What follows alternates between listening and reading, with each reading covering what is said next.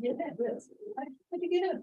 Because, oh. But does it really?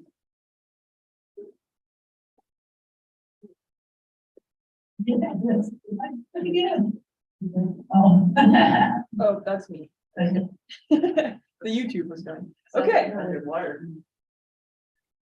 let's go ahead and get started as people are rolling in.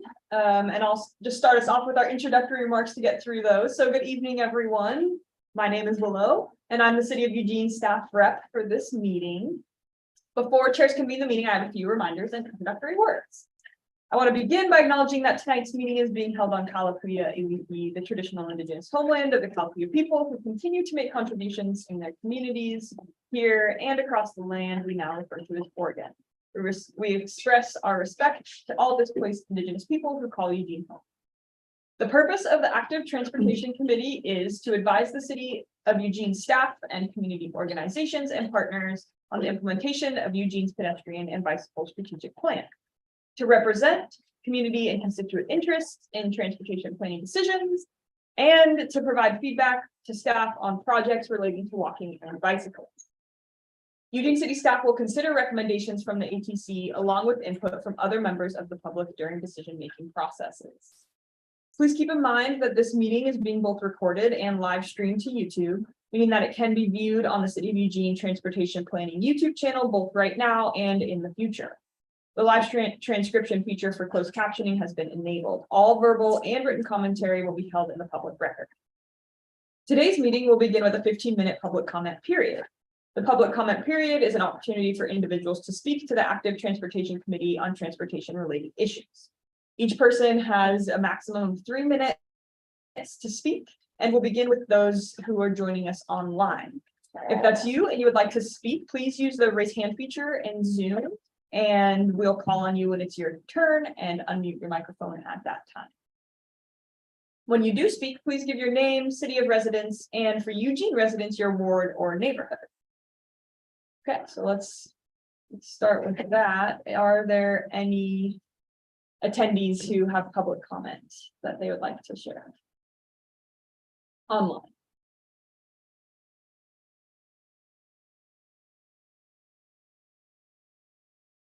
Okay, it does not look like it, so we can move to folks who are here in person. Is there anybody in person who would like to give public comment? No. Okay, then we don't have any public comment for tonight. So just a reminder to everybody that you can use the Q&A or the chat feature if you want to be involved. Comments will be monitored and recorded, and anyone making inappropriate comments will be restricted from the live portion of the meeting. Okay, with that, I'll hand it over to the chairs to convene the meeting. Okay, welcome everyone and people there at home and in Mexico. Good to see everyone. Okay, our first agenda item is to approve the November 2022 meeting summary notes. Do we have a motion to approve those? So moved. In a second. I'll second. Okay, all those in favor? Okay. All right. Those are approved, and we're moving right on to the letter to staff. This is from ATC members, and it's regarding providing more systematic input to staff about bike and ped projects. And the letter is going to be discussed tonight, and then we will see if we have a motion to approve it, if there are anything we want to change in it. So it's up here on the screen, and I was going to ask somebody to read it so that we're all kind of together on this and remembering what it says. Would somebody volunteer to read that out loud briefly? Sorry. There we go. Anybody who has got the eyes for it? Sure. Okay, thank you. Dear Transportation Planning Team, one of the primary purposes of the Active Transportation Committee is to make recommendations and provide feedback to staff regarding bicycling and walking projects planned for Eugene. While committee perspectives have helped shape some projects, too often the ATC has not been involved in important choices that influence how easy and safe it is to walk or bike or ride a bike in Eugene.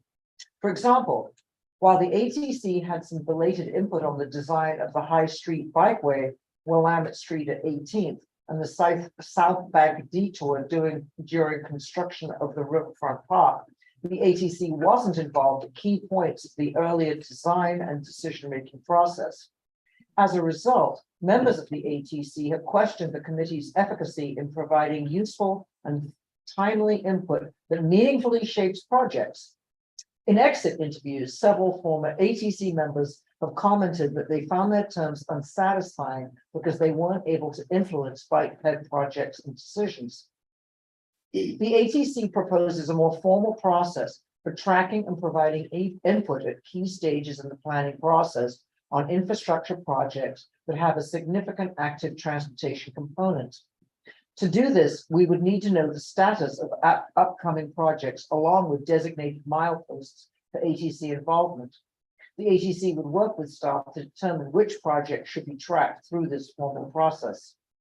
The process might include the entire committee's involvement at the project's conceptual stage and the infrastructure subcommittee providing more detailed feedback at the 30% and perhaps 60% design stage.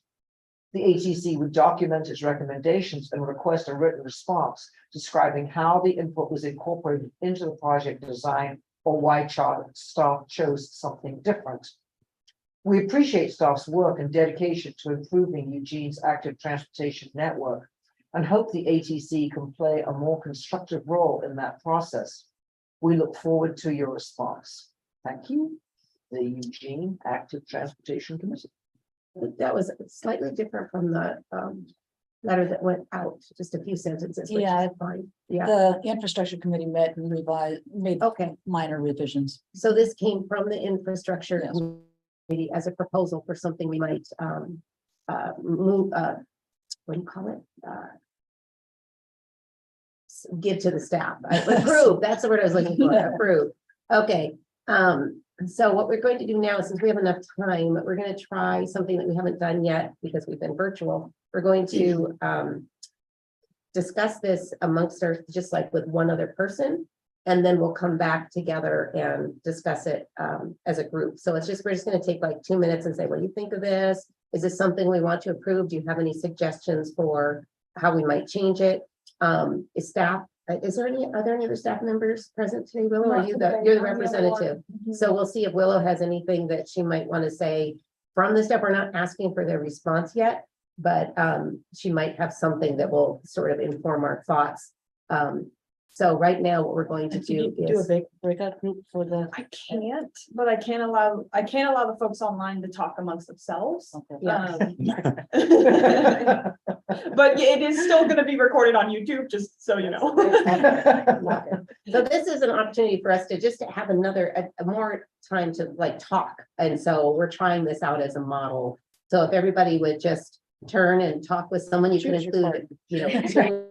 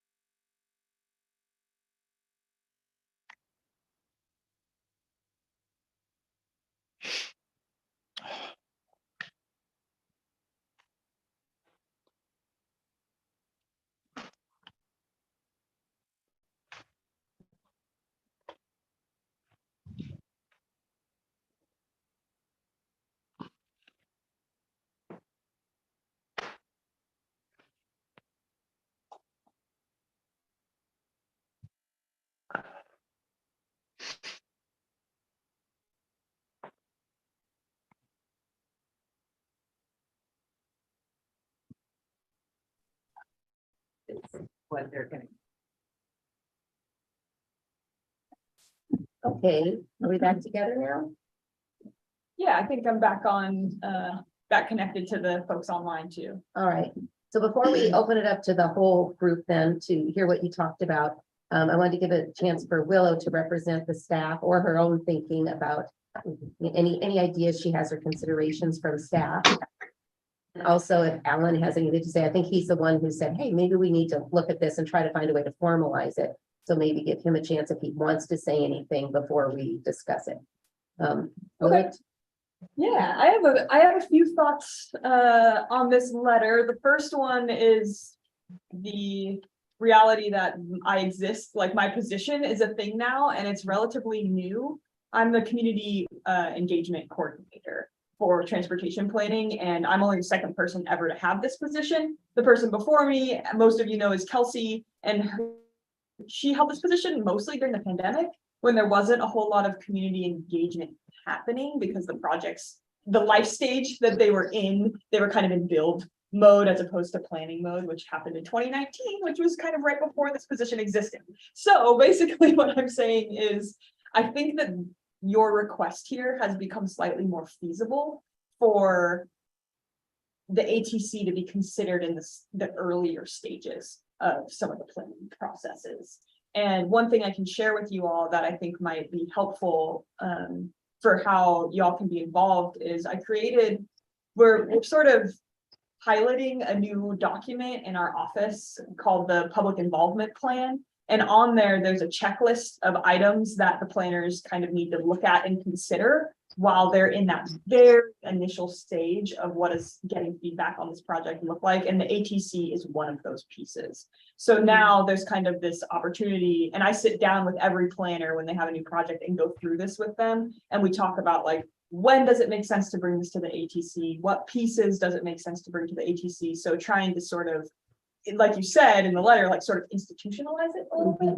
So those are just two things that I can kind of add to this, but I think the push from you all to be like, bring us stuff.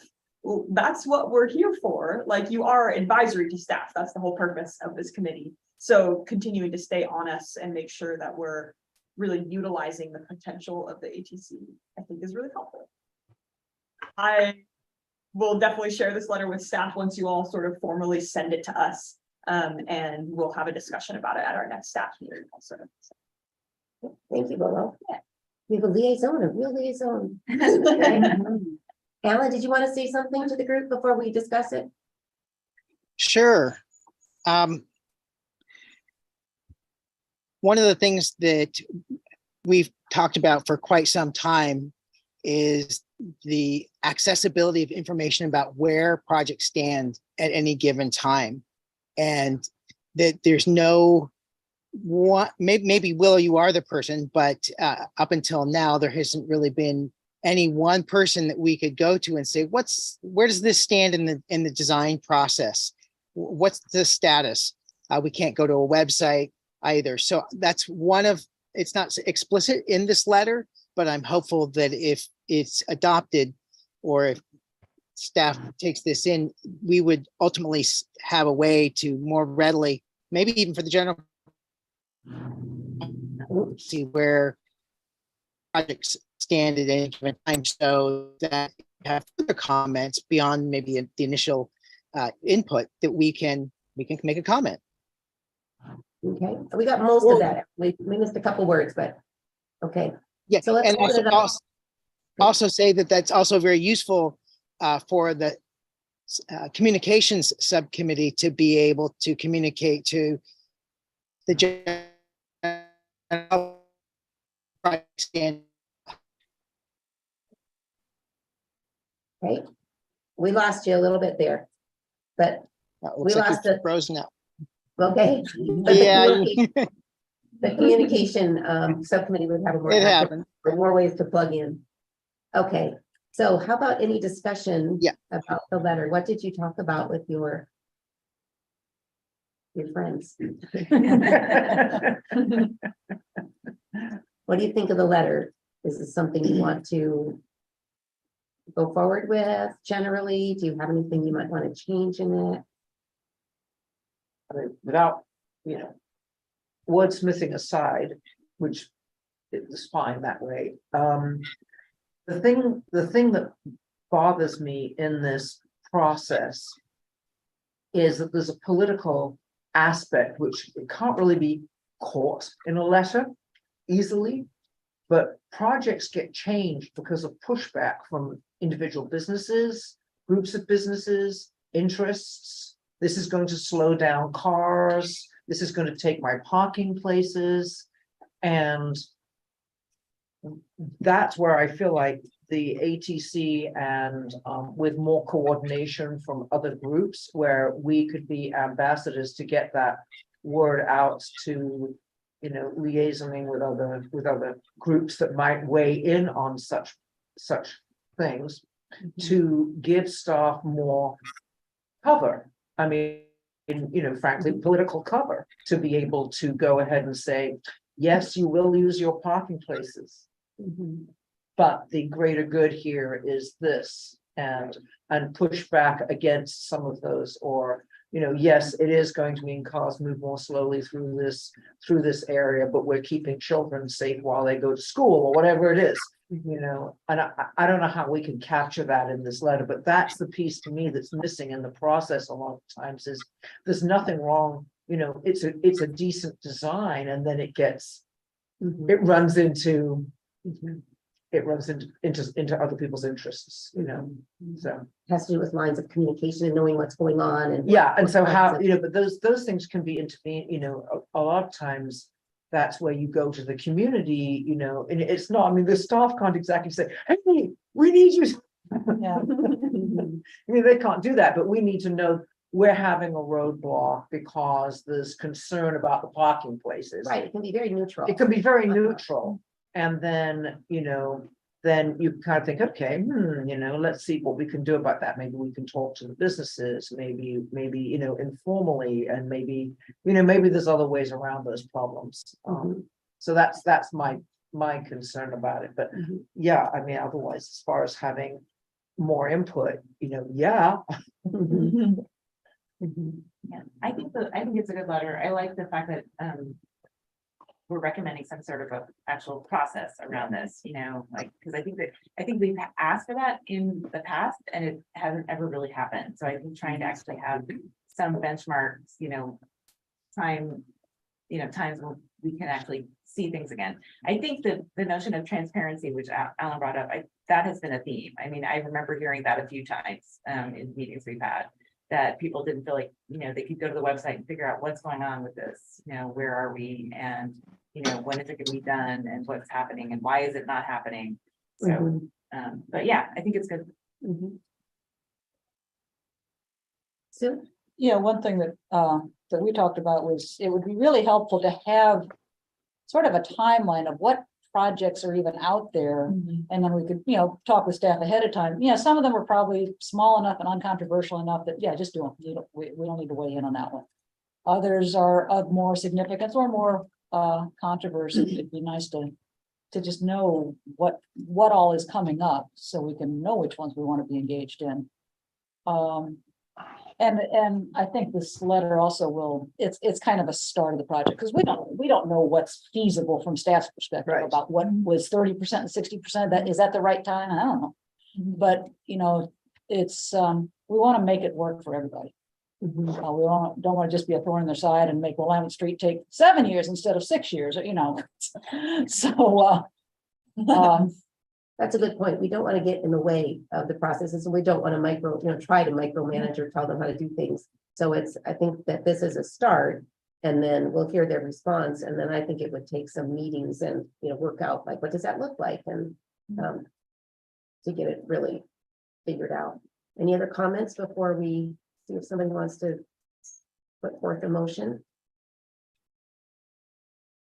I just have a question for Willow. It was in that list of things that you go through with the planners. Is there a question in there? Is this the best way we can meet vision zero goals? Is this the best way that we can meet the goals of the active transportation plan? I mean, are we reminding people that these are actual city plans and goals, not just Mhm. conveniences, is to keep that in mind, is Yeah. to keep those things in mind. And the other thing is, do we involve the Sustainability Commission, who have transportation as part of their work plan? And, because that starts to put, then it gets a little bit nearer to council, so that, you just start to get more heft behind projects when difficult decisions might have to be made, when, to get the best result we can. Right, I think we could do a whole lot better with those kinds of partnerships, or, to whom else, who else do we need to be speaking to and including? Okay, does somebody want to put forth a motion about the letter? I move we approve it. Second, Second. all those in favor of approving the letter as written to submit to staff? See, yes, yes. Justin, we can't see you. Justin. Oh, got some plus ones in the chat from Daniel and Justin. And Clarissa is up there too. I think. Did we lose Papa? Okay. All right. All right, this is approved. This will be submitted to staff then. Thank you, everyone. That's great. Thanks, Alan, for your work on that and the transportation subcommittee. Really appreciate that. It's an important step. Okay. Let's go on to ATC recruitment update and non-voting member discussion. Okay. Willow. Yeah, I guess before we move on to that, I was just gonna mention the template that I put together with the checklist around public involvement. I'm thinking that might be useful to bring to you all, because it is in draft stage, and you could give us some feedback just to kind of get to your point, Julie, about like what does that template do and what does it not do. So I'm just putting that out there so we can think about it for future agenda items. Okay, I think.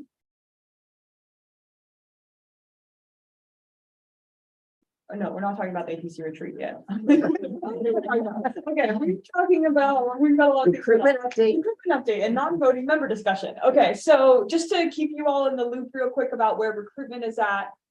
Shane, one of our transportation planners, Catherine, and I have been conducting interviews this week. And we have a few more interviews tomorrow. And then we're hoping to get offers out to new members tomorrow afternoon.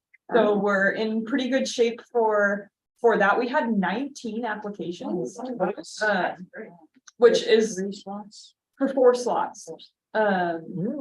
So that's pretty awesome. Yeah. We That didn't- is awesome. Yeah, I was like, didn't know how it was gonna come in. A lot of them came in on the very last day, which is pretty standard. So we had a really good pool of applicants to choose from, and we're gonna conduct 6 interviews to start, see if we find 4 folks from those 6 that we feel strongly about, and if not, we'll continue some more interviews.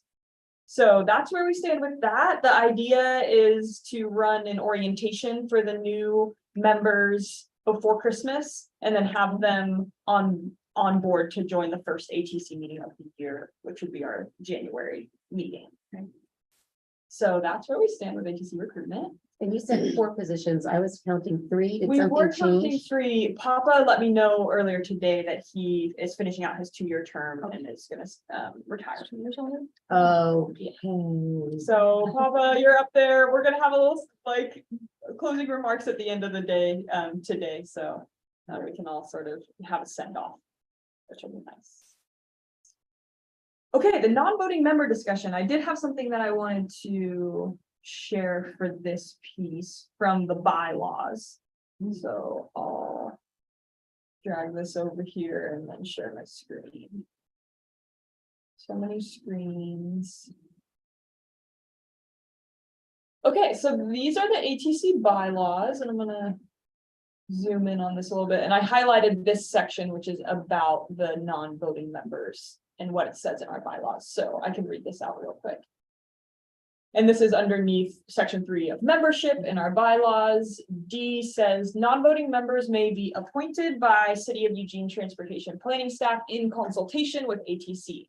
Non-voting members are in addition to the 10 to 15 voting members and may represent other agencies or groups that have an interest in active transportation.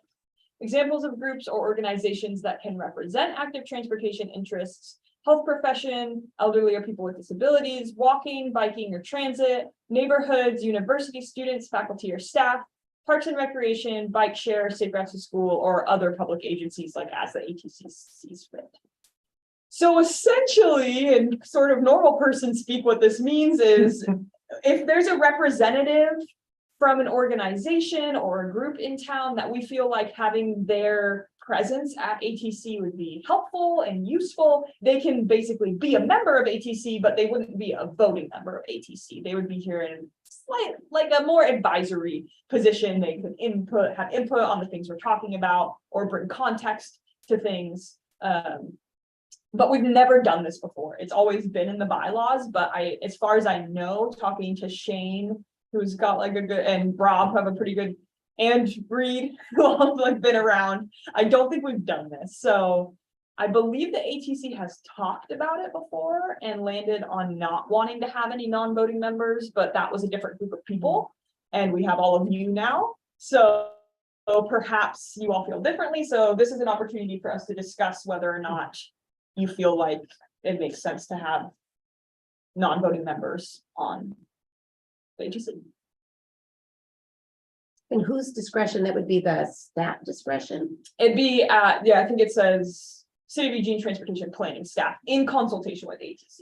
Okay. So it'd be at our discretion, but we wouldn't be able to like strong argue you and be like, Joe is sitting on the committee, whether you like it or not. Like it would be in consultation with the folks on the committee. Any other clarifying questions or discussion on this? Yeah, does that mean they come to like every meeting or they come for certain meetings? Like, what's That's up a with it? great question. Like- So, yeah, so with VPAC, Yeah. right, Bryce can talk to this too. VPAC actually does have liaisons for Safe Routes to School and also Willamette Lane that come. And me, so is the other liaison. So, and I think it's pretty helpful sometimes, you know, because I think that they have a very different perspective and can really fill out topics in a different way. So, and I know Sarah did come to speak a couple meetings ago, right? So anyway. It says may be appointed, so to me, that means they're a member. It says non-voting member, so I would think that they would come to the meetings and then, but they just wouldn't vote. Mhm. We're not talking about a guest appearance, you know, that's Right. different, which we Okay. also might have, is that how you interpret it? Right, yeah, guest appearance is like anybody that we feel like we want to hear from can Mhm. come. I think this would be a more regular attendance. Well, and they presumably have a seat at the table as opposed to just being able to observe. Right. Mhm. Yeah, I mean, it seems to me, especially if we're now losing Josh and Ann, who are two strong ties to planning in the university, it would be really helpful to have somebody of their expertise. I want to keep them both on the committee, actually, if you want to be quite honest, but having that connection would be, it'll kind of depend on who's coming on as new ATC members. But if that slot can't be filled, that would be really helpful. Mhm. Um, Bryce And has his, when you're done soon, so Bryce has his hand up. Hey, Bryce. Hello, can you hear me okay? Yes. Oh, good. I'm not sure. I got a weird speaker set up here.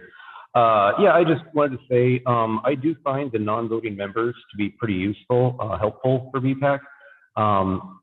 We've got Safe Routes to School, Willamette Lane. We've also had a couple of different people from other organizations come in here and there. And it's, we pretty much always have Willamette Lane there, Safe Routes to School, and sometimes we'll have other groups, but it is a very useful, it's a useful resource to have, I would say. And I don't think, I mean, I can only speak for myself, my experience with BPAC, but I would say that I don't see any downsides to it. I mean, it can take a little more time sometimes, but in general, it's really nice to have people there from different organizations and groups. Bryce is a liaison. I don't know if you are a non-voting member. I don't know if we've ever talked about that label for you, but to me, if you were a non-voting member, maybe you would even be more involved, you know, with the conversation. And I know you listen in a lot and provide some things, some representation from Springfield, but anyway. Right. Yeah, it's, I guess I don't know entirely how I'm considered on your end of things. I know, it's a liaison position, which I don't know if that's the same thing. Yeah, I find it useful. And, I mean, as far as my input to you guys, it's generally, I see it as if you have questions I can help with, and I can do that. I generally don't have too much to add to you guys because, you know, you're Eugene and we're Springfield, and there is some overlap in some things, but a lot of the time it's not the case. So that's my thought. Any other discussion? I had an interesting conversation yesterday. It was exactly on this subject, funnily enough, and I hadn't noticed it was on the agenda. But I met yesterday with Jan Bowman, who used to be here. She was the PR person. She was the public relations person here at the city. And I worked with her at Bring years and years and years ago. And I noticed she was on the Sustainability Commission. So I had a cup of tea with her yesterday and said, huh, you know, do you have a transportation part in your work plan? And indeed they do, and they haven't, they're just starting, you know, they, like us, they're just starting to meet after, you know, the pandemic and actually meet in person and get going and start their thing. And, you know, get their work plan finalized. But she certainly thought that it would be helpful to have, you know, someone from, you know, somebody assigned from the Sustainability Commission to at least come to meetings, you know, so this is very apropos. Because of course that is a direct, you know, it's a big part of the climate action plan is transportation, and it's a big, you know, it's a thing. So it would be helpful, and I think it would be helpful to us just in terms of expanding our reach out and having a little bit of a broader base. So, you know, maybe one of us would go to their meetings. So just something to think about. And, you know, I hadn't thought about being a non-voting member. We were just thinking of something, you know, well, maybe it would be helpful and, you know, so. Right. Clarissa. Hi, I put this in the chat, but I was curious, are we looking for a specific point of view or to connect with a specific organization? Like, have we already thought that far ahead? Or are we just kind of curious as to if a non-voting member would be helpful? That's a great question. I had kind of framed this conversation a little vaguely because I didn't want to be like, we're thinking of this specific person, and then it becomes a conversation about that person and whether or not we want them on the committee.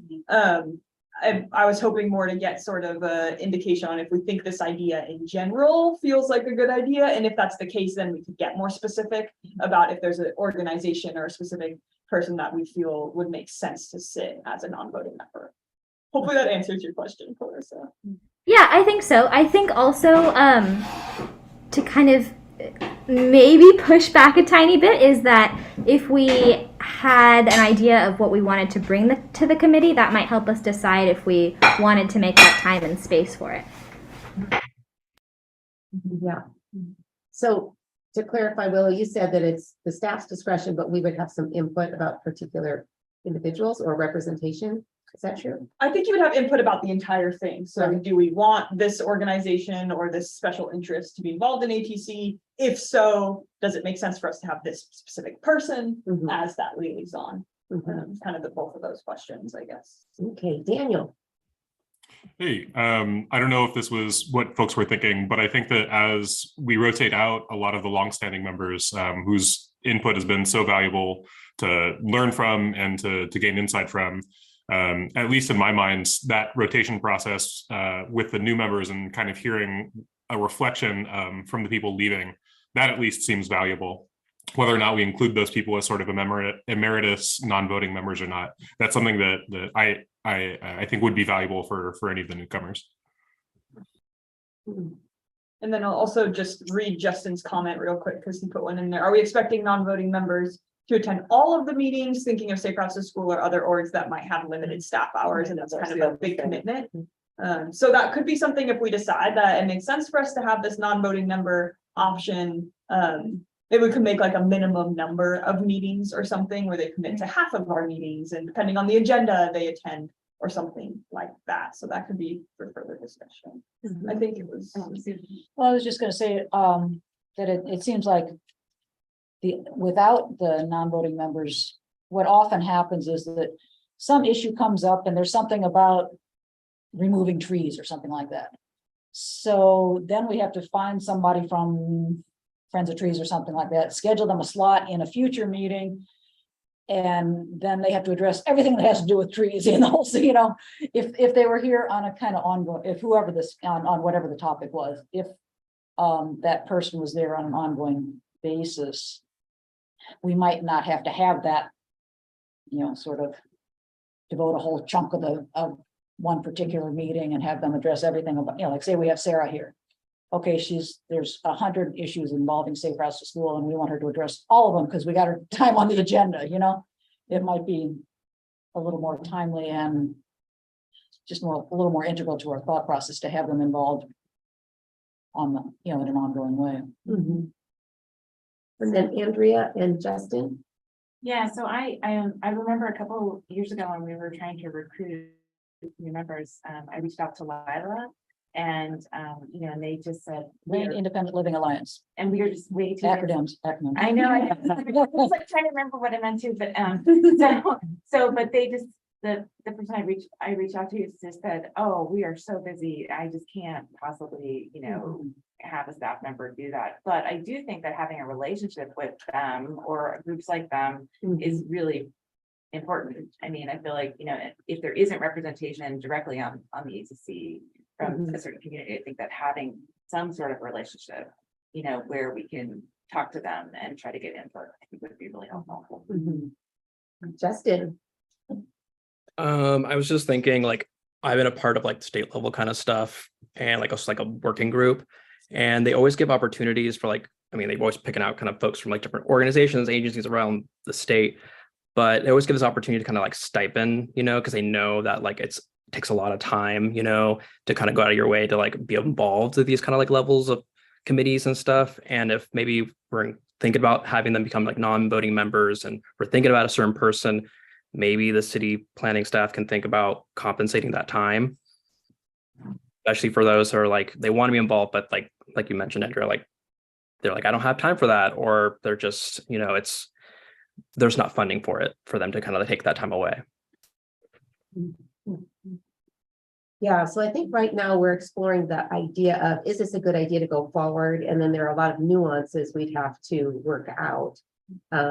So I think if we're ready to hear what people think about that. And I don't think we really need to vote as much as just kind of, since it's already in the bylaws. It's already, yeah. So it's just sort of a thumbs up Yeah. if you think if it's a good idea to go forward and explore it more and you're open to it. Is that okay with everybody to show with the thumbs up if you're open to exploring it more and you think it might have some benefits? Okay, it looks like we are in agreement with that. Okay, thank you. So that'll be an option for us going forward. If I could just throw in one other approach that they did on the Sustainability Commission when I was on it, we just said, we have this list of organizations that we thought it would be valuable for us to be kind of in communication with. And a lot of people on the commission already had some relationship with somebody in that group. And so we just sort of assigned liaison relationships and said, just check in with them every couple of months. Let them know what we're doing and what they're, so it's kind of a less formal way to broaden our outreach and reach more groups. This might be a topic for if we do our planning retreat in February. This might come up again there. Okay, our break is at 6:20. We're a little early, but I think we'll go ahead and take a 5-minute break now. So because we've got too much to get into with the next agenda item. So let's go ahead and do our 5-minute break, and then we'll come back at, let's see, at 6. Well, we'll come back around 6:17, 18. Okay. That's I like your We'll have ideas a break. to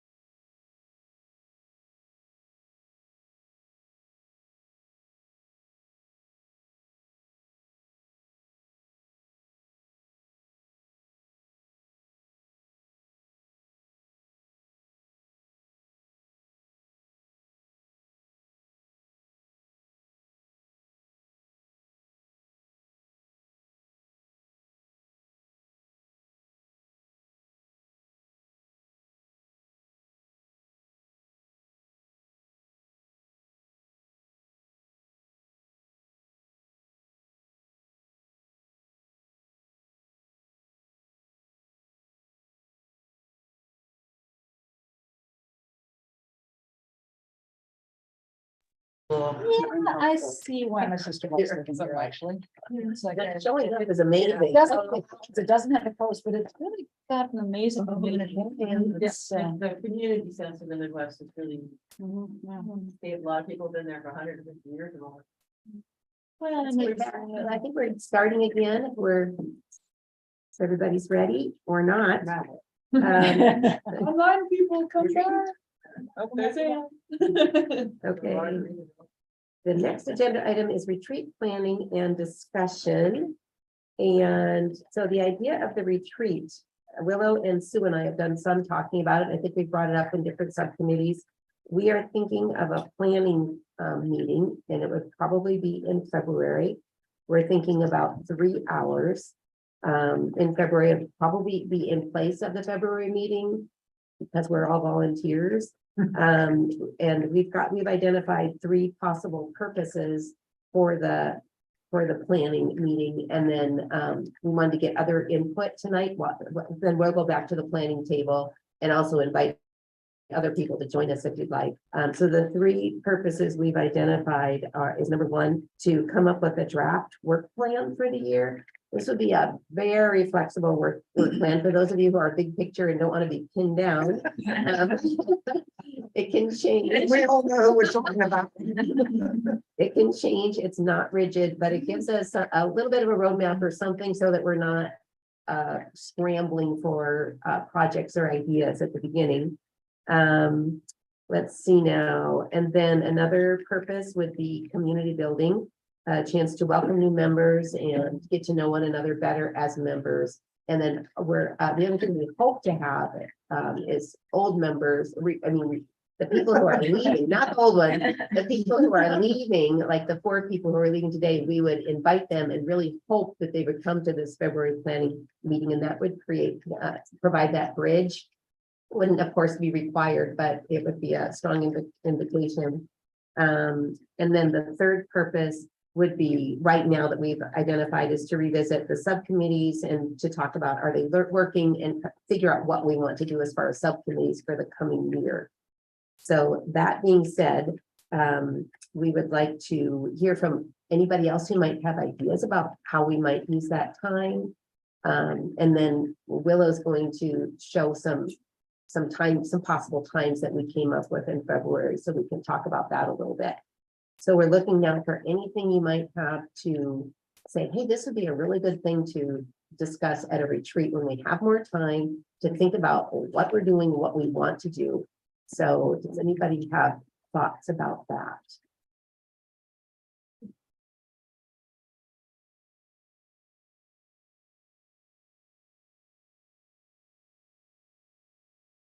Well, if anybody has done similar things with other organizations, and what worked, what didn't, what was valuable, that'd be helpful.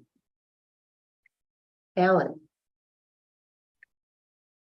Yeah, I think what would be helpful is for the HEC to look at the TSP, the Transportation System Plan, and see where the biggest gap the bicycle and walking transportation networks are, so that those can become a priority. So everyone's kind of on the same page as kind of what those needs are. So I think I heard you say, look at the TSP and determine where some of the gaps are in the network. Is that right? Yeah. Okay. Okay.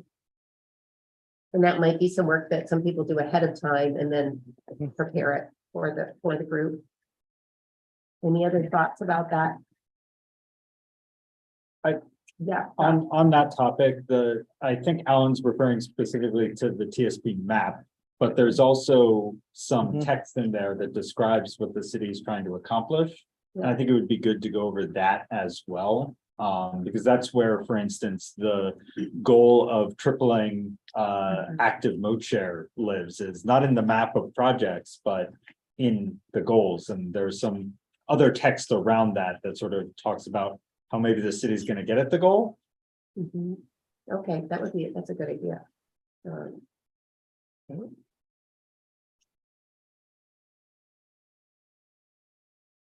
I wonder about elevating the section, we're talking about some, commit, excuse me. No, I've had popcorn. Having liaisons or non-voting members or whatever. Because it seems like the reason for that is how can we amplify our effectiveness? And so maybe that's, which is a slightly broader topic, which that fits under, but we have these goals of tripling, but how does that, how does that get done? It isn't just infrastructure, partly it's infrastructure, but partly it's the city's messaging. It's, it's how do other groups that we could be involved with message? So it seems to be like, how can we amplify the, how can we raise the profile of active transportation? Yeah, so that sounds like, that. Which is more retreaty because it's more of a big, retreaty sort of topic. Right, I could see the TSP, looking at the TSP as being sort of a beginning activity that we do to kind of get our wits about us. And then what you just brought up, Julie, could be like a purpose number 4, how can we amplify our effectiveness? So then the work Possibly. plan comes kind of out of those things rather than being a separate topic. The work plan isn't a topic, it's a result of the other topics. Right. So that's a good point. This would be like a number 1 or 2. Okay. I just wanted to get the work plan out of there. Yeah, I think along with that, like exploring partnerships would be good. And then somebody at the last meeting, when we talked about things we want to do more of, they brought up that they might want to do more learning. Who do we want to learn from? And, maybe bringing in some guest speakers to share their expertise or, cheer us on or whatever, inspire us. So that could be something that comes up in that whole conversation about liaisons, effectiveness, partnerships. Yeah, I just want to bring up that, again, so often in our meetings, we got a big topic, and we only got 15 minutes for it. So I don't want to so load up the retreat with things we're trying to do that we only have little isolated bits of time for whatever. I think it's a chance for a more in-depth conversation. Okay, and does anybody want to help us plan? Anybody has got a heart and interest in retreat and planning who would like to join us? You can speak now or you can let us know later, and we'd love to have you be part of that. Willow, do you want to show us we're going to show us our meeting times? Okay.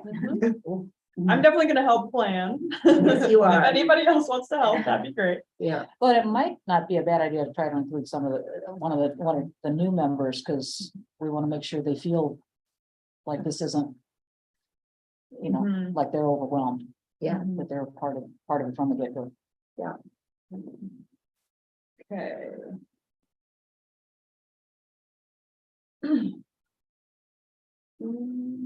Okay. So on the screen, you should see 5 options. These are the 5 kind of times we've selected as options for the ATC retreat. As we mentioned already, this would be in place of our usual February meeting. So we wouldn't have our normal February meeting, that would be canceled, and we'd have our retreat instead, and then our March meeting. Now, I don't necessarily want us to pick one of these tonight. I more just want to know if any of these are like hard no's. I think especially looking at like, we've got a Thursday option and then a Wednesday, Thursday option, and then a Saturday option. Like, is the Saturday option like a hard no for people, or could we consider it? And then once I have that list of like yeses and nos, I can create what I'm thinking is like a doodle poll where people can actually like take time to look at their calendars and really think about like what would fit in my life. But right now I'm mostly just trying to understand like what is a definite no-go.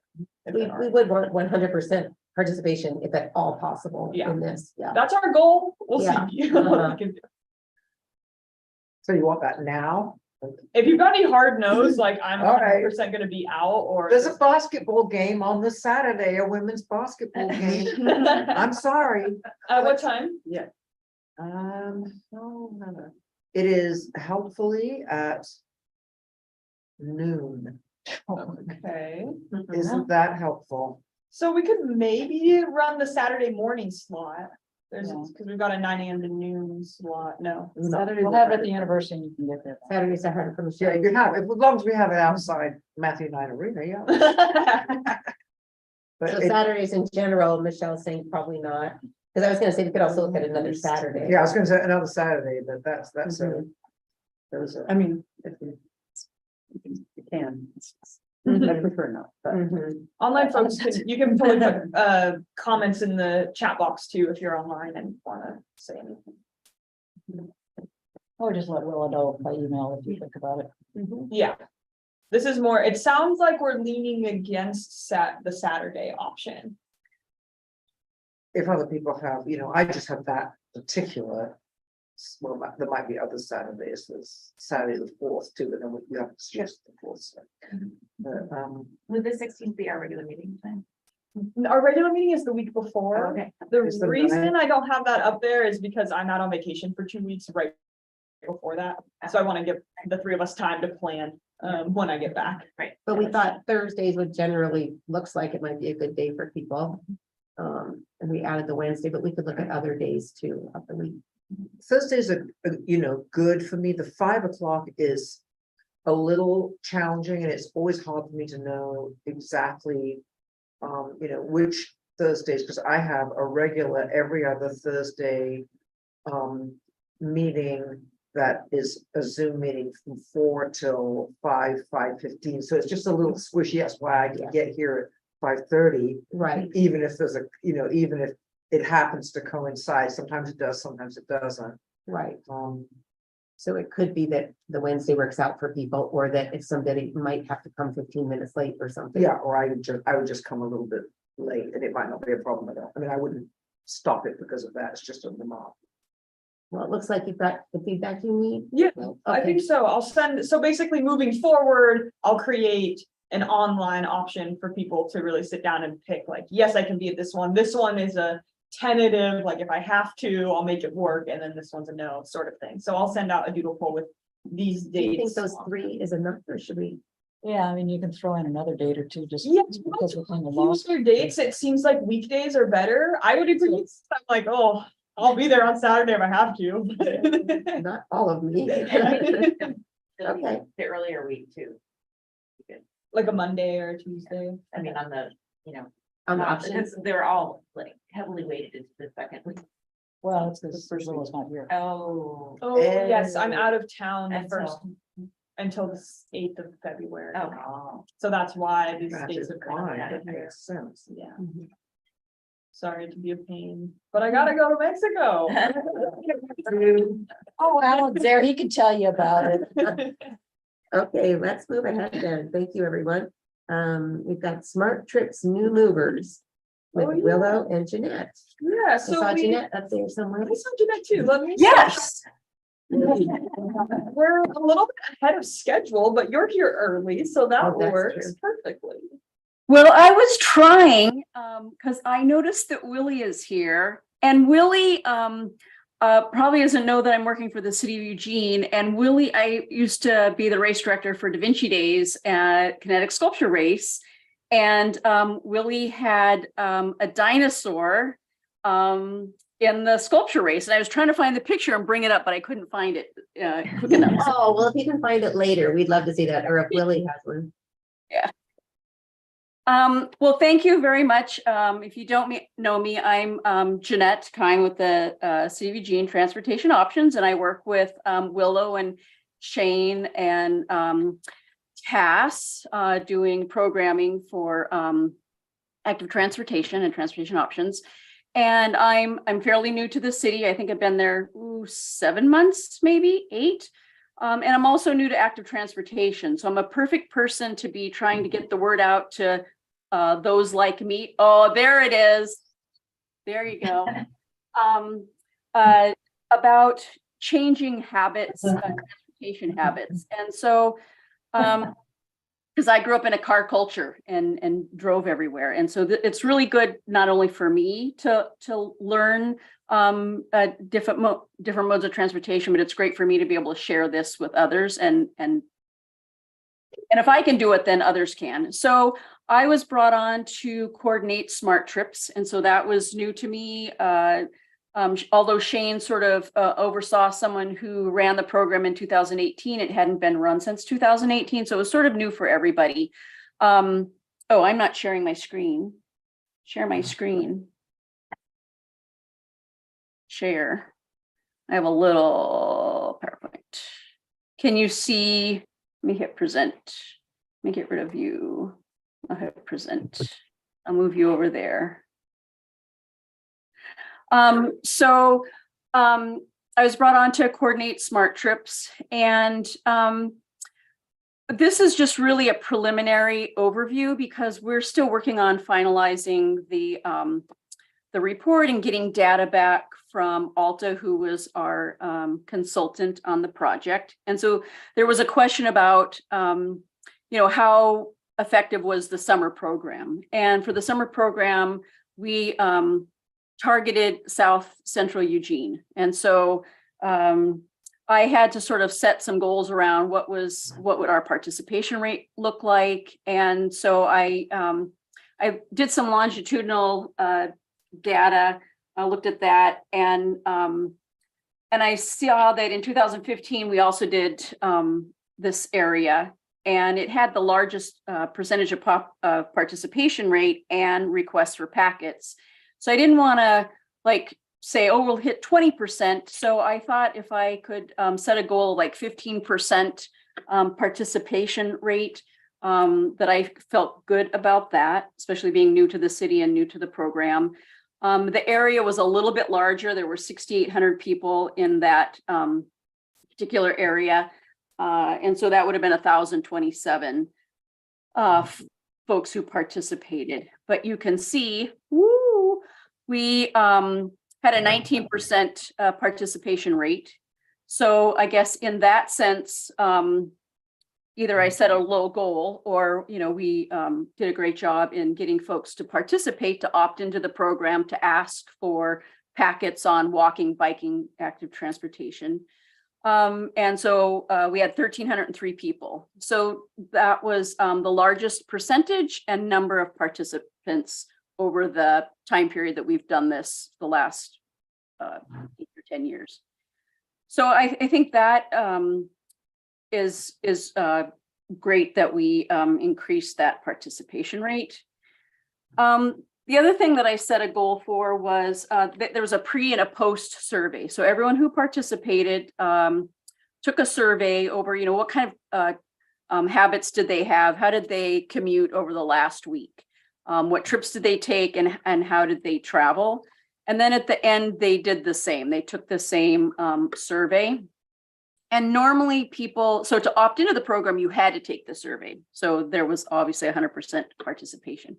After the fact, it's usually difficult to get people to fill out a survey. So we offered 3 $100 gift cards. And I set a goal also just 15%. If we could get 15% of the people to fill out the survey, I was happy. And we had a 24% participation rate, which is pretty huge. And sometimes even if there's an incentive, you don't get that kind of participation rate. So I was happy with that. These are our 3 winners.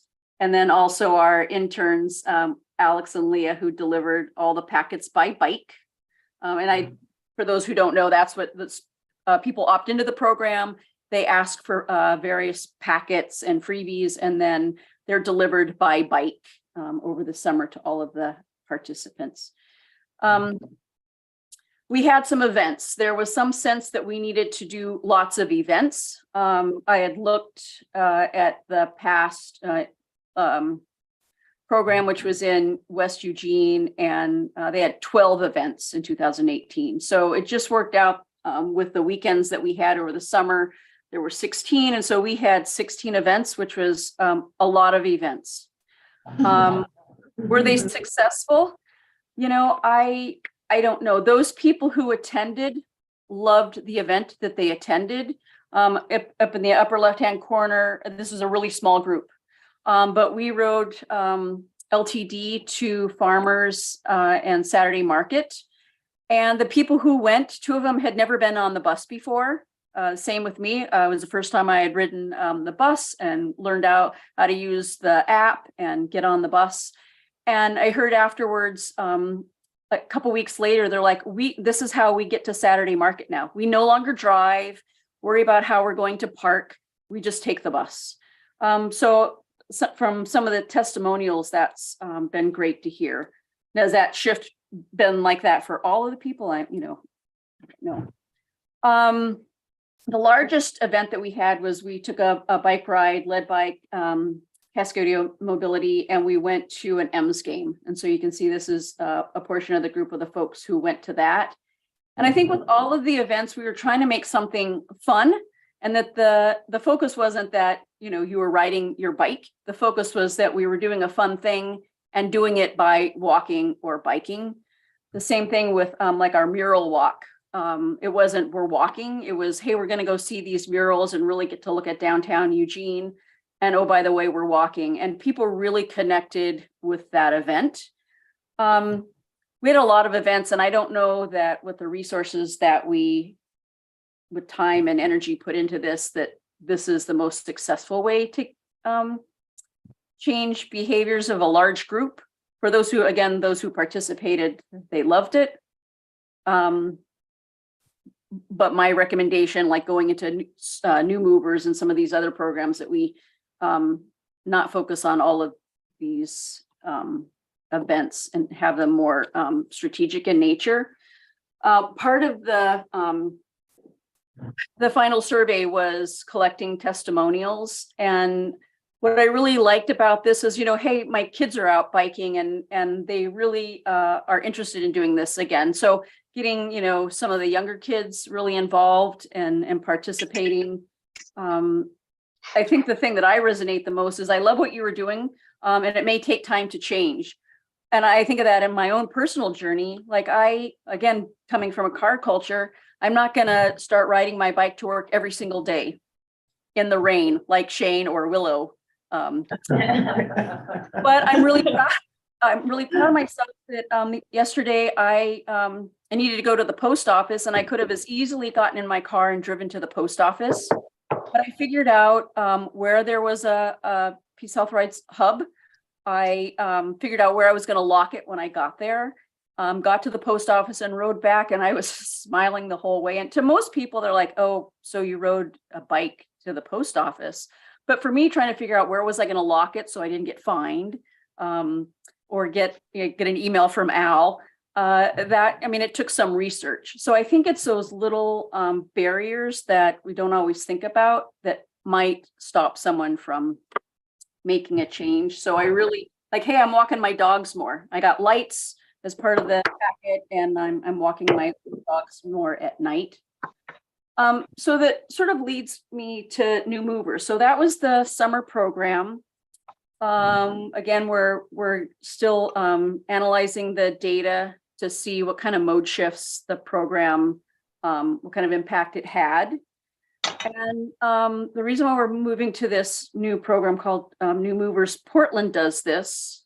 We're not doing it because Portland is doing it, but they looked at what's the best way to make an impact on someone. When's the best time for a behavior change? And it's when somebody's moving to a new area. So whether they're moving within the city or from outside, from another state or another city, they're moving to a place that's unfamiliar. Maybe they have kids. How do we get kids to school? How do I get to the grocery store? How do I get to work? And that's the best time to set some healthier habits and get them thinking about taking active transportation. And so we figured that we'll have a bigger impact with that group of people versus doing a lot of like some of these smaller events in just geographic areas around town. And Willow had said, gosh, it'd be really great if you had some programs that ATC could help out with, or might have some interest or some suggestions of their participation. And I thought this might be a program that you might have some interest in participating. And I'm not quite sure what that would look like. So right now we're thinking of rolling this out March, probably March or early April. We'll be getting lists of folks who move into the area. We did some analysis around the number of folks who are moving into the area, and there should be about it's projected a 0.9% growth per year, which is about 1,700 people. So we are just going to mail packets to folks as they move in, like a welcome packet. Get to know your neighborhood, get to know your city. Here's some great ways to get around. And if you're gonna explore this neighborhood, maybe you walk through this neighborhood, or you take bike share to your doctor's office. And so maybe that's writing a newsletter article. I don't know, maybe you're interested in writing something to that group of people to help share some information that would be helpful to them. Maybe you're interested in helping craft the welcome letter that goes out to the packet, goes with the packet. Willow had mentioned someone had an idea about a transit mentor, which I think is a great idea. So, hey, I just moved here and I want to ride my bike to work, or I want to ride my bike to some location and then take the bus, and to have somebody help me with that. I think that's a great idea. And maybe there's some other ideas that you might have.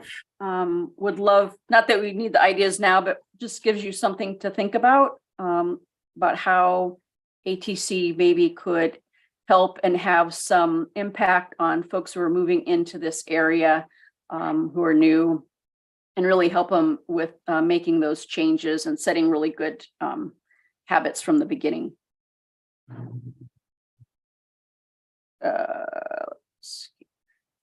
So Will, I'm not quite sure. Stop sharing. I can't stop sharing.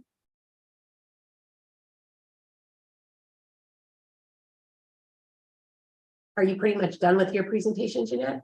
I am with that part because I really don't have any more. I'm trying to stop sharing here. And You're just such a giving She's person. oversharing. I'm done with the sharing. I have to go out and There come should back be a red stop share button. I know, and it's not at the Is it? bottom. Usually it's at the top. It's not like I just have a black. Well, we'll let you miss. If you want to have more time to speak, or should we? No, I just thought I would, give you some info. Oh, there we go. I just took command. Thank you. Thank you. So, I mean, that was sort of, I just wanted to give you some background of what we did over the summer program, and then provide some information about what we're thinking of doing, and maybe get some input from you on if you see your ATC having some level of participation and what that might look like. Is there something that might be of interest? We have time for some initial thoughts. If anybody has anything, we probably won't get in depth in it. Jeanette's not looking for that, but we can see where this might go. It could be a subcommittee might want to explore this more or something. But right now, does anybody have any initial thinking about this new program, and either ideas for Jeanette or how we might be involved? I know Daniel brought this up at our subcommittee meeting, interfacing with people who are new to the area. We didn't do anything with it, but we all thought that was a really good idea. Yes, Sue. Well, one thing that some of us have already been working on is school transportation. And I think didn't we have an email conversation about a little bit that, when a kid starts a new school, that's sort of like a new mover, or like at Camas Ridge, when they go back to their new school, that might be an opportunity. And so anything that would help us have some impact on school transportation, because we're kind of floundering a little bit as far as how to affect change. But if there's a connection to smart trips that would work, I think we'd definitely be into that. Definitely. Yeah, and I worked with Sarah and others from Safe Routes to do an event. It wasn't well attended, but would love to work more with,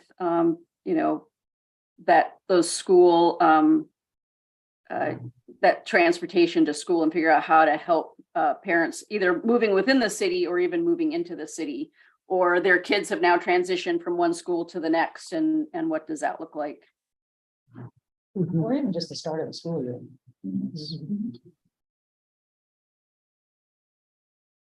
Well, So, thank you. Oh, go ahead. Josh had some- sorry, what's the geographic scope that you're looking at for the project? It's the city of Eugene. So do you have maps and resources for every single neighborhood in Eugene already created? So there are previous maps of geographical areas, bike maps with businesses, but they would be old. So there has been some change in that. So I don't know if we were gonna do, maps specifically for each area. We have like our walking biking map for the city. But we could, do some for specific neighborhoods and update those maps if that is, would be helpful. Because that's certainly on the table. Like here's this, here's West Eugene or Bethel area or River Road area, and here are the schools in this area. So we do have those. Those would definitely need to be updated. Daniel, Yeah, I think when this came up before, one of the things about maps and people moving for me was that, like, in my groups, it's you always trade the best bits of the ways to get around town. And those kind of new maps of like, sure, these are the bike routes, but these are actually the ways that people actually bike. I think that like making maps of that kind of community wisdom is nice, and will make people feel safer, because it's definitely going to be the bikers who are doing it all the time that know the safe routes to bike around and feel more comfortable. Mm-hmm. That's why I really love that idea about it's like, a transportation mentor. And is there a way that maybe isn't so heavily focused on having people to always provide that information, but are there materials that we can develop, like you say, that are, because you're the experts, and you sort of know what's the best route and how can they glean that information and that experience from you and others. I think Willie said there's an app that shows how people move around. Willie, are you there?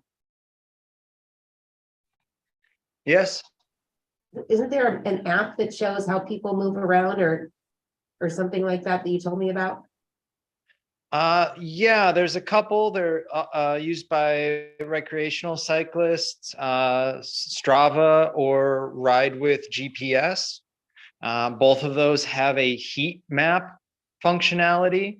So you have to have the app running, but it shows which routes are the most popular. Google Maps actually isn't bad. Yes, Sue. One thing that I think we offered when they invented smart trips in the beginning, and we never had anybody take us up on it, but besides finding the routes, I'd be more than happy to ride a bike with something, like somebody says, okay, I want to start trying to ride my bike to work. Okay, let's think about, okay, what do you need to carry? It's like, what clothing do you have to wear? It's like, how are we gonna, let's really make a plan so that you can start to change, not only how you get there physically, but all the different things that make it a habit, make it easier to do. Where are you gonna park your bike when you get there? How long is it gonna take you? Where does your bike, do you have all the stuff on your bike? So in the morning you eat breakfast and you get on your bike and you go, as opposed to having to look for, it's making new habits. And I think that's the biggest obstacle really to people doing this. Or maybe it's not to work. Maybe it's just, I'm going to the bakery. Okay, what do you need? And just think through some of these things to try to get the habits. Make it as easy as it is, as to jump in your car and go somewhere. I totally agree. And again, that, like, for me, it would have been just as easy. It would have been easier for me to get into my car and driven to the post office, because I had to do some research. Where was I going to lock the bike? So it took me a few minutes. But I got past that barrier, and it's like, so it took me 5 minutes, if that, to see, is there a bike rack at the post office? And it seems really silly for those of you who, again, take LTD, or you ride your bike and it's just normal for you. For me, it's like, what do I need to have on my bike? And what am I going to wear? And now I have helmet hair for the rest of the day. And it might be silly, but I think those are some of the barriers that keep people who are willing to do it, who just like, oh, I don't have a lock for my bike. And I think that's a great idea, Sue. And again, if there, was something that could be like provided in the materials that is handed out, that maybe some of those tips, like a checklist, this is easy for me to use, so that they, if you're not available or someone else isn't available, if we could have some of those materials like printed to go or on the website to help. Jeanette, I'm laughing because we might rent a car. We don't own a car, but we might rent one when my mom's in town. And I'm like, but I don't know how to go anyplace in my car. I don't know where to park. And I've got this real fear about using a car. So it's sort of, so I can relate, but in a different way. Yeah. But Jeanette, I think that a way to go forward is, I'm really interested in people, who are new to town, for instance. So I would be interested, and maybe others would be, and if you wanted to have like a brainstorming session with one of us, with some of us, I mean, that would be great. You could just say, hey, you could send an email and say who's interested, and maybe we could meet with you and hash some things out. It might be that a subcommittee wants to take this on. It might be that I could see that it would be really great to have us, if there are some materials produced, if some of us might want to help review those materials. Not wanting to step on your toes, but I think that I have an interest in it, and I would guess others might too. So maybe you could just kind of keep us in the loop, and maybe set up a meeting when you're ready for that. That would be amazing. Thank you. I really appreciate it. Because again, you guys are the experts. And Anybody else have a thought about that for Jeanette? Okay, Jeanette, thanks so much. Great. Thank you. Telling us about good work. There you go. All right. And now we have time for project updates. Okay, Franklin nice. Boulevard, Lincoln Street, Pearl Street. That's that. You Yeah, are that's on all me. those. I've Okay. got all these. I put these on here. These are just some project updates. One of the things that you all are asking is like, how do we know what's happening with the projects? It's something I'm trying to figure out in my role. Is like, how do I communicate this? How do I even know? I'm like knocking on Reed's door. I'm like, Reed, do you know what's going on with this thing? So getting that figured out, I have a few little updates for you. The first one is around Franklin Boulevard. So last meeting, or I guess the meeting before, we had kind of looked at the Franklin Boulevard design. We set up that meeting and got some feedback. We're now entering into thinking about the larger public involvement stage. So the last time that Franklin Boulevard went to the public, it was 2019, or I think it was March of 2020. There was a big thing at the Ford Alumni Center. And it was like 3 days later, and the pandemic was like crazy. So anyway, it's been years since we've done any public engagement about Franklin Boulevard. So you all were the very first touch when we brought it to you, and we're like, this is what we have so far. And now we're going to be refining that with your feedback, bringing it to the public, refining it even more. But the design is like, it's designed. So now we're in that design refinement stage. So that's like, where should the bike lanes exactly be? What should the crossings exactly look like? We start getting into those more particulars. So that's forthcoming. So I'll make sure to keep you all updated on that as it happens, let you know about, the public houses and ways for you all to be involved as residents of Eugene. And then continue to talk with staff about where it might make sense to have you involved as ATC members. So what can we bring back to the meetings? Okay, next thing I have is the Lincoln Street parking counts. So I guess before talking about parking on Lincoln, I should zoom out a little bit and talk about why do we care about parking on Lincoln. Lincoln has been identified as a street for a all ages and abilities bike facility. That largely looks like a protected bike lane usually, but not always. We have funding for it. So we have funding and it's been identified, so that means we're starting to move forward. Between where? Great question. Fifth south to 13th.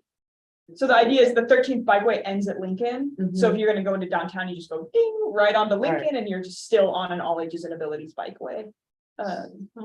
So we're in the very preliminary stages, like there is no design at all yet. So I have strong hopes that kind of like the letter you wrote us, the ATC can be involved in those really early decisions. And one way that you all can be involved, I actually brought some.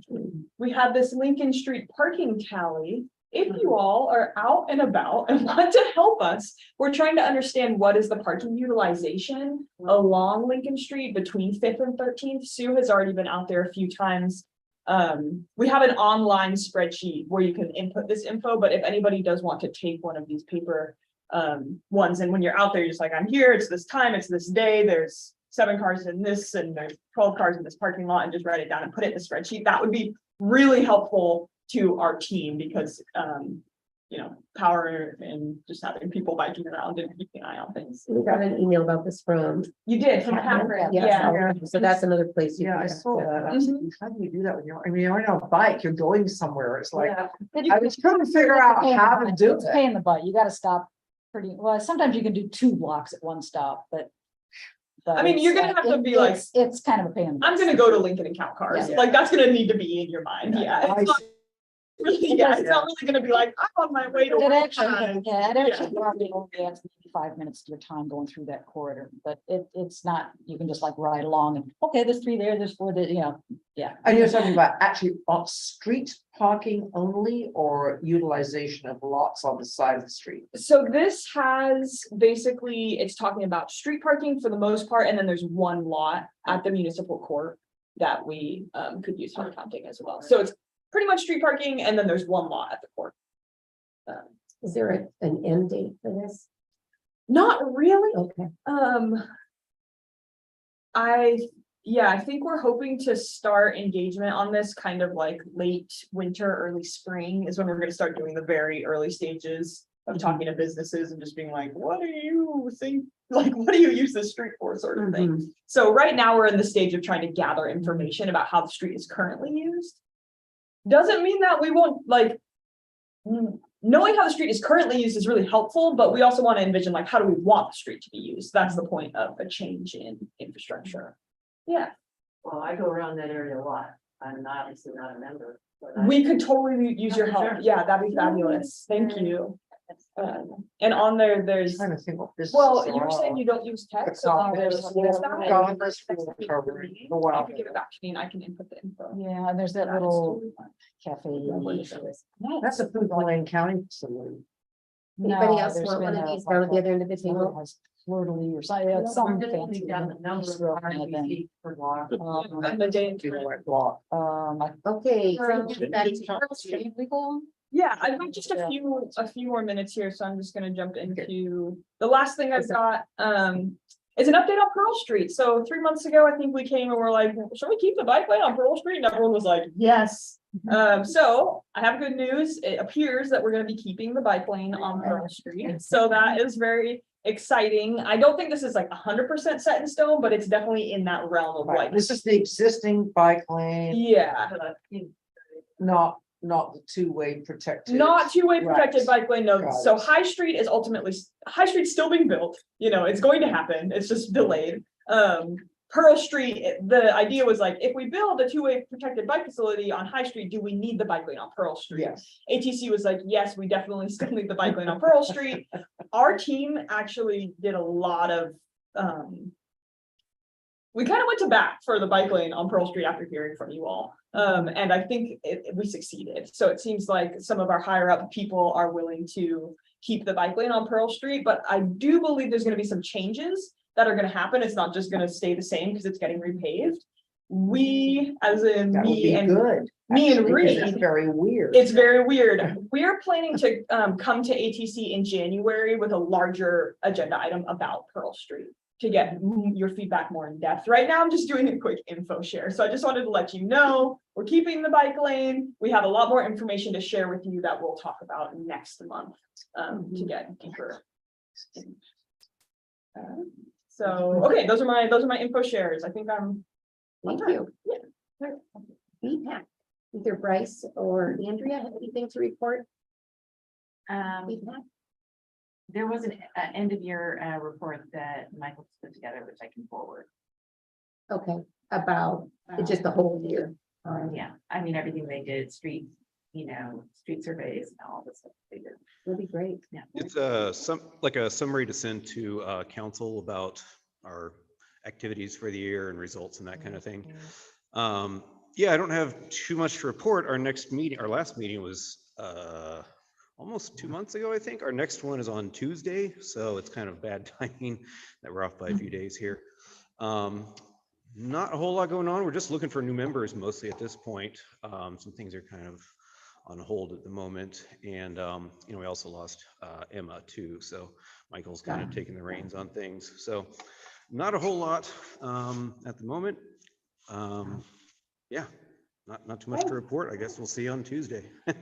Bryce, how long have you been on BPAC, Bryce? Let's see, 2 years, year and a half, something like that. I can't remember exactly when I got in there.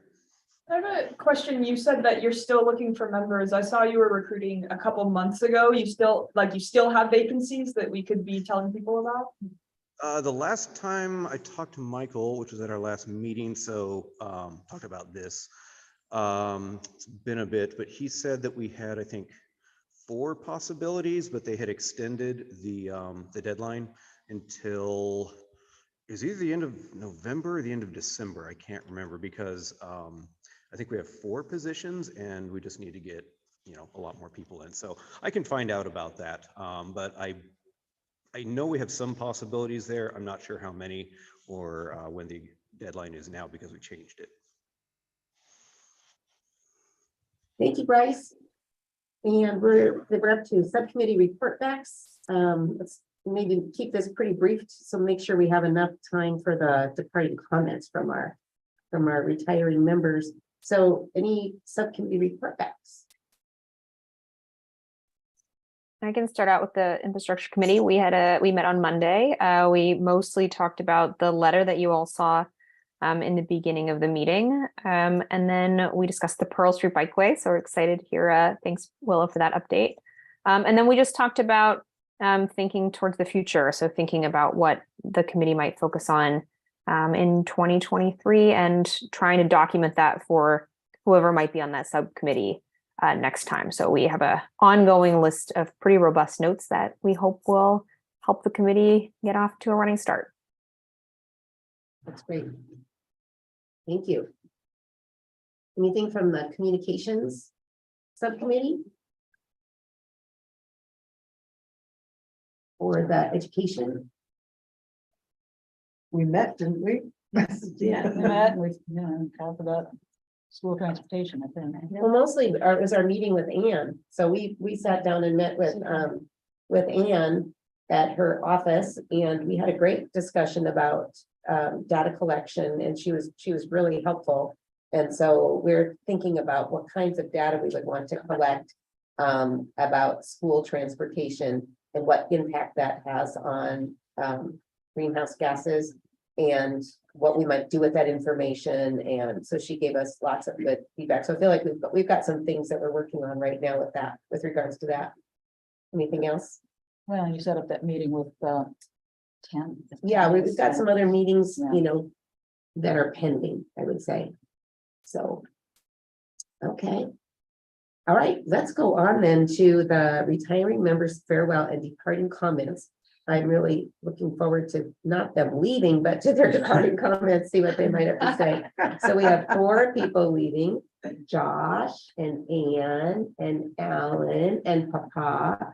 And they represent a lot of experience and expertise. So they will be sorely, sorely missed. They have varied backgrounds, varied interests. They've all had a voice in what we've done and shaped the kind of work we've done. So I think they're really good at tracking some of the projects from the past and bringing them forward and shepherding them through. And we hope to continue our partnerships with all of you in some capacity as much as you're willing. We're very interested in exploring that. Before they have any comments, does anybody else have anything they would like to say about our departing members?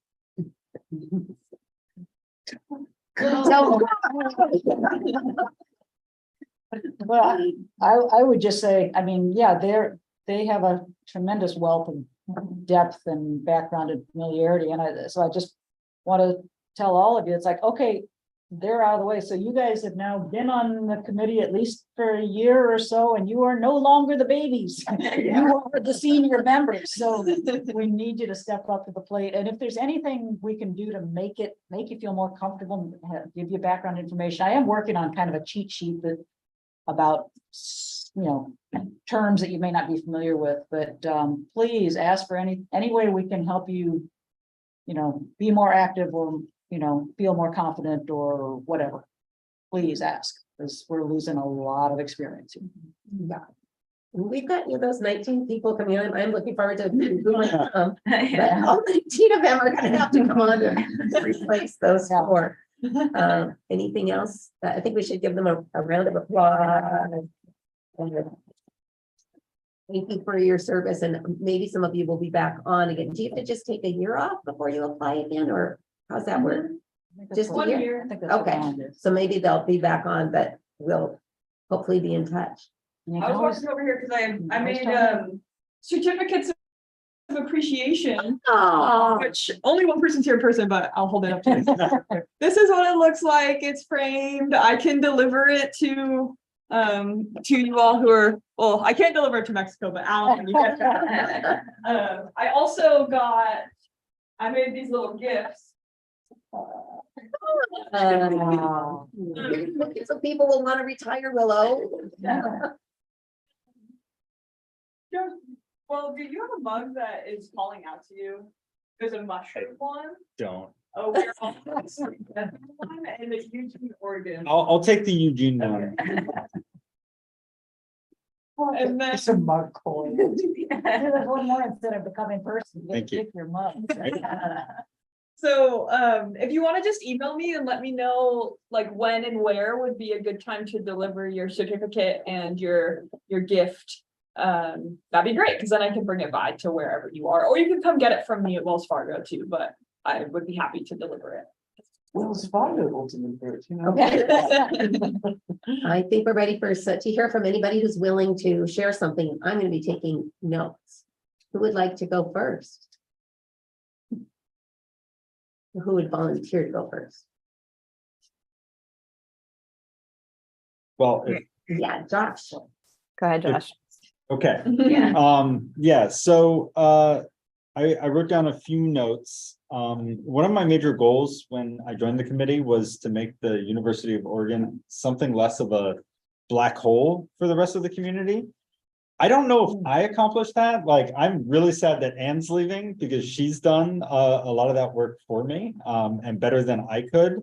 I also think the new director that came on board with transportation services shortly after I joined the committee has also helped a lot with that because he's way more supportive. That actually reminds me, we just did an annual report that reports on our activities. It's available on our website, but I'll send it around to the committee because it's more like a 3-year report because we were going to do it right when COVID hit, and then we're kind of like, well, we don't know what things are going to look like, so let's not report on anything quite yet. But we have it now.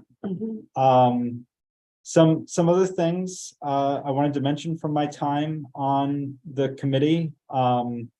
Staff works really hard, and I think in this group sometimes as good advocates we can push and keep pushing, but I think it's important to remember that they are most often on our side.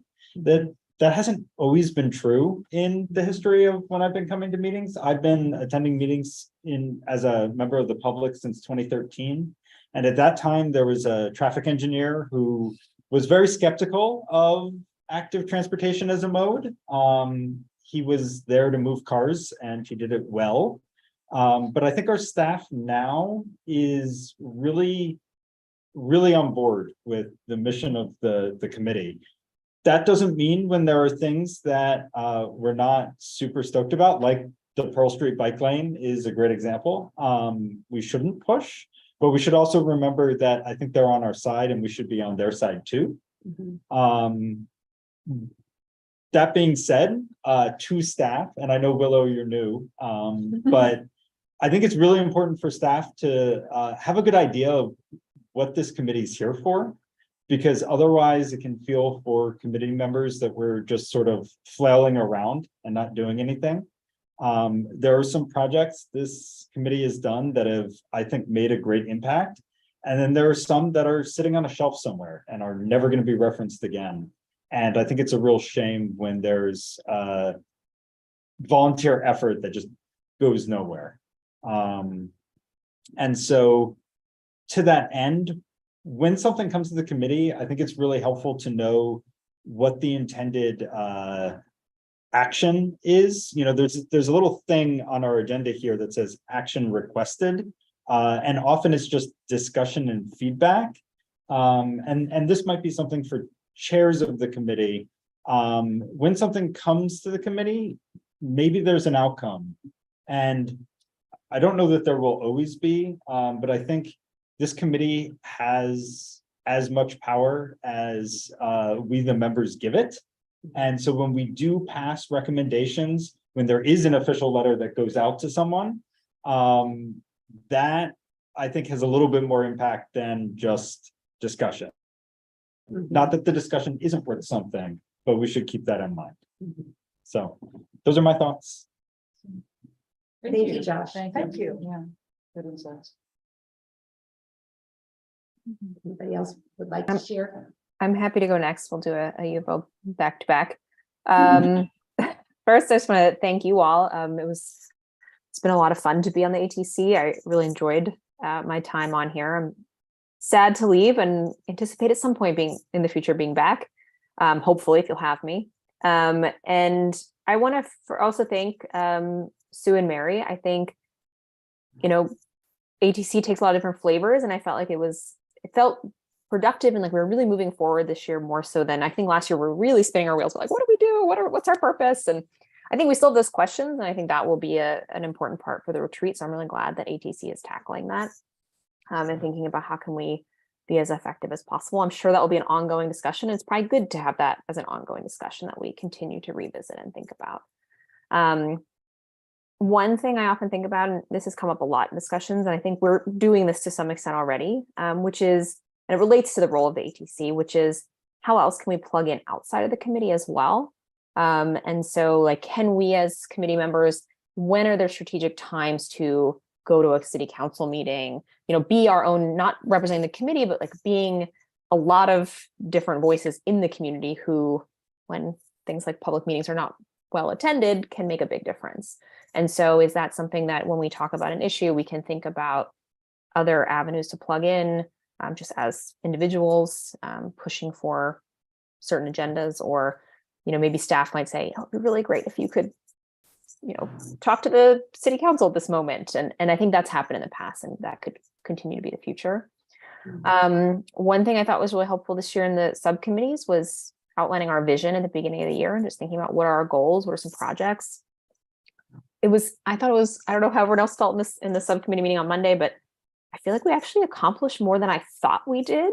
So that was pretty gratifying to kind of look back at that list of goals we had and go, oh yeah, actually we did this. So it's not every month felt like we were moving by leaps and bounds, but looking back, we actually accomplished quite a bit. So that was great to think about, and then identify individuals to kind of spearhead individual projects, walkthroughs, et cetera. So that was gratifying, kind of to Josh's point, like doing those concrete things can feel like forward motion.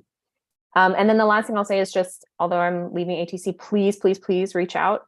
I would love for UVO to continue being a resource. I'm really excited by the things that we did together or were inspired by ATC. So the 13th Avenue evaluation, the sidewalk inventory is underway, the bike rack inventory as well. So we did a lot. We have students available. There's not that many of us, but there's a lot of students we have. I have 50 every fall. And they love going out and collecting original data. It's so much more exciting to them than doing some kind of hypothetical exercise. And I would love for it to be tied into something that would really support ATC efforts. So please keep me posted. I usually just need to know by like August. And yeah, I'd love to continue being a resource. So please be in touch. Thank you, Ann. Thank you. Papa. Yeah, I think, I'll go next. Yeah, I've enjoyed my time being in the ATC, and especially in the infrastructure committee, being a bike rider and seeing the infrastructure and being able to give feedback, given me a sense of satisfaction. What I would request probably in the future for new committee members is if there was some kind of orientation package when people come in, so that you let them know, okay, you should read the TSC plan, and this is what you need to know in order to you'll get to speed. Because it took me a while. I came here during the pandemic, and I had lots of time then because my shop was closed, and I could give a lot of time. But it took me a while to get up to speed because there was so much information out there that it was too widespread. So sometimes I would read the right information, I'd come to a meeting and I'd kind of be lost. So if there's some kind of guidelines for new committee members as they join, I think they'd be able to be more effective at a sooner time and be more productive. And I hope after I take a year break, I'll have time to come back, and I'd love to join the ATC again to give my input. Which I hope at least the 2 cents that I gave contributed something. But otherwise, I was very happy being here, and thank you very much to the City Transportation Department for working with us and inviting us to participate in building the infrastructure of bicycles in Eugene. Thank you. Thank you, Papa. Thanks. Thank you. Alan. All right. Well, if it's hard to hear me, it's because the Pacific Ocean's about 100 feet away from me and you hear the waves crashing. I'll just note that one of the reasons that I chose this location to go on a vacation is because it's a little car-free fishing village on the central coast of Mexico, and it's really a delight not to have cars around for a week. And pretty much everyone, with the exception of a few people on ATVs, is walking to get wherever they're going. So it's a living example of what's possible. And if anyone wants to come here, I can tell them about that another time. And I am coming back soon, so you don't have to worry about that. First of all, I just want to express my gratitude for all of the city staff and former staff, and notably Larissa, all of your work to make our streets in Eugene safer. We don't know how, as a result of the work of staff and of ATC members, but we need to keep doing that work for those people whose lives are at stake. So on that both positive and somber note, I just reflect on the last 4 years of my term on the ATC, and I recall the go around at the beginning of my term, we were asked what we were interested in accomplishing, and I recall saying that what was most important to me was completing the backbone of our bicycle network, and in particular connections to the river path system. And I am also recalling just from a couple of months ago when our Dutch ambassadors were here, and they said, a complete bicycle network is the foundation for increasing bicycle ridership, and that a network is only as good as the weakest link. So that's really struck with me. It's really sounds true. And I'm happy to say that we've made some progress in the last 4 years. What comes to mind is the Amazon Active Transportation Corridor, the bike lanes, making Willamette Street having bike lanes all the way from, 13th all the way out to 32nd, all the way out to the city limits, actually, all the way up near Spencer's Butte. and the connections to the river path near River Road also. But there's still some important connections to be completed for us to have a complete network. And so that's one of the reasons that I mentioned earlier that I think when the retreat happens in February, that we really need to focus on what needs to be completed. The two priorities in my mind are the Alder Street connection to the river, and I'll be presenting in January about that, and Coburg Road. Can y'all still hear me? Yeah. Okay, good. So a few positive developments that I just reflect on from the last few years. We initiated the communications subcommittee, and I really think that having that committee serve as a conduit between citizens and staff, and as a conduit between citizens and city council, is a really important contribution to the work of the Active Transportation Committee. And that can take a number of different forms, but I think that I helped get started some of those conversations, and I hope that they're able to continue, and that there may be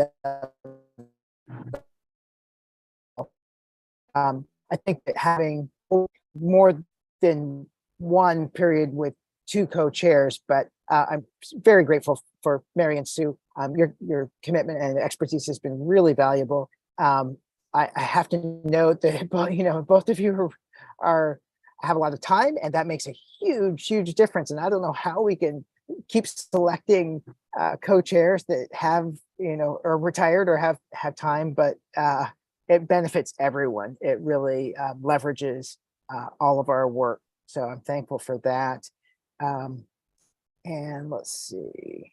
I think the letter that we passed today potentially could have quite profound effects on how the ATC contributes and gives members an opportunity to feel really engaged and contributing to the well-being, to the mission of the organization. Let's see here, what else? A few things that I think that we could still do, or that we haven't done, that we've talked about. In particular, I know for quite some time there has been talk about having representatives from the Parks Department and from the Police Department at least attend periodically, and that just hasn't happened. And I think it's especially important with the Parks Department because they have so much influence on paths that are in parkland, in city property. So you've got to figure out how to bring them into the equation, come to meetings. And a few opportunities ahead if I were to still be on the ATC. One of the things that I would be looking forward to would be updating the transportation system plan. And I know that may still be a year or two or more out into the future. I think it's super important that the ATC is proactive on that, and that we look at updating it with policies that have some real teeth. I think Julie was talking about some of those things earlier. Second would be taking advantage of willing former ATC members, myself included, but others from years in the past, especially around local issues in their neighborhood that might be of consideration for a project that needs some special local insight.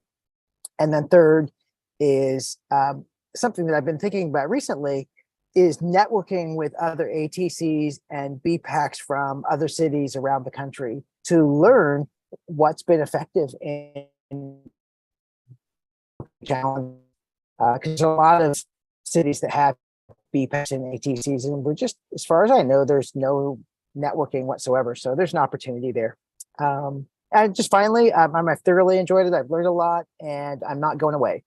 I know I have a lot of institutional history with ATC, and a lot of knowledge about infrastructure and just so many other things. So I'll be around and I'll be attending as a guest frequently, maybe even showing up at some subcommittee meetings. And one way in particular that I think that can be helpful, in addition to attending the retreat in February, is if someone wants to be I could be a buddy to someone who is a new member, explain some of the acronyms and talk about projects, or be on call if someone's like, what's this project all about? I know there's history, but I don't get it. I'd be happy to do that. I'm sure there's other ways that I can pick up to continue to serve. So thank you very much for the time, and I'll see you all soon. Josh and Ann and Alan and Papa, thank you very much for sharing and for your contribution and your friendship. Really appreciate you. Okay, Welcome. I think we are out of here. Okay. Happy holidays. Thanks, everybody. Bye. Bye all. Take care. I sent Mary Bye. a piece of this, this cheat sheet I'm coming up with. I didn't send it to you because I figured. Yeah, I'm not gonna look at it. What's that? Yeah, I was gonna say, if you do have any time, if people have to look at, or Andrew, yeah. But later on. Yeah, that's kind of what I figured. I see you. Bye. Because I agree. The first time I like.